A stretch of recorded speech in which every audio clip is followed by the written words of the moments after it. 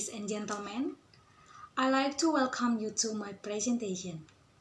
First of all, let me begin by introducing myself to you. My name is Maria Herlince Klau, but I will be glad to be called Lince. I am a nursing student at Panti Rapih School of Health Sciences. First of all, I'd like to extend my sincere gratitude and warm welcome to you all who given me this opportunity to deliver a presentation about hypertension. Therefore, the purpose of my presentation is to provide information about hypertension. I have divided my presentation into three parts. Those are the meaning of hypertension, symptoms of hypertension, and the rise of hypertension. Okay, I like firstly to talk about prevalence of hypertension. Hypertension is a very big problem. Based on data from World Health Organization, affect 22% of the world population. Meanwhile, in Southeast Asia, the incidence of hypertension 36%.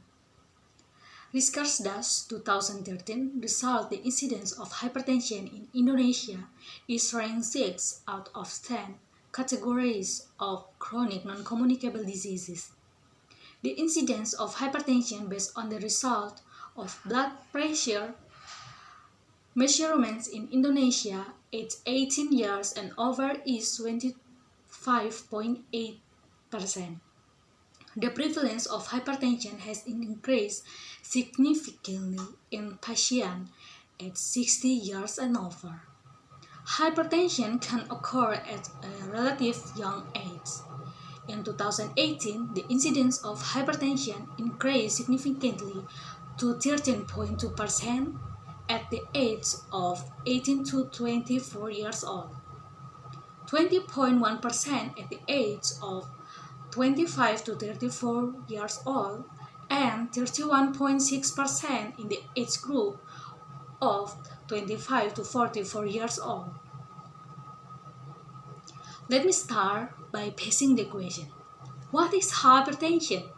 Kamenkes mentioned hypertension or high blood pressure is an increase in systolic blood pressure of more than 140 mmHg and systolic blood pressure of more than 90 mmHg at two measurements with an interval of 5 minutes in a sufficiency of rested or calm state.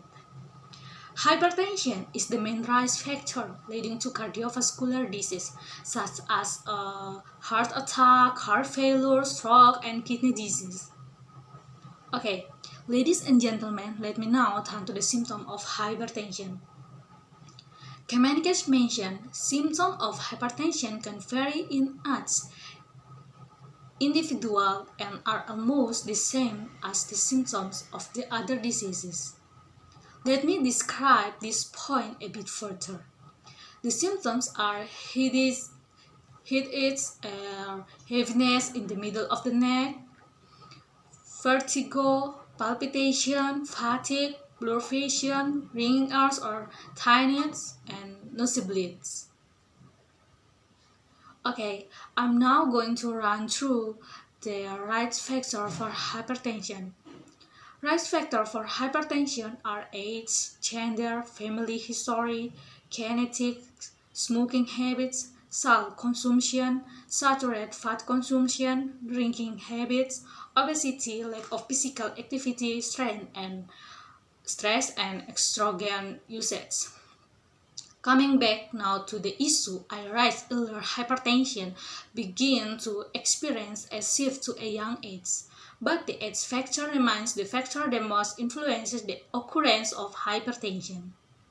Okay, ladies and gentlemen, the thing to remember is symptoms of hypertension can vary in each individual and are almost the same as the symptoms of other diseases.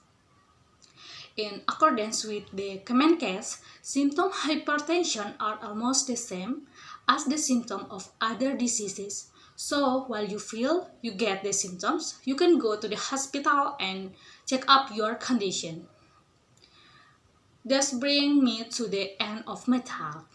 In conclusion, I would like just to say that Hypertension becomes a very big problem. People with hypertension begin to experience a shift to a young age. But the age factor remains the factor that most influence the occurrence of hypertension. So that as you get older, the risk of hypertension increases. Hypertension at a young age cannot be underestimated because of its increasing prevalence. With us knowing the risk factor, so it is necessary to take preventive measures early. Thank you for listening and for your attention.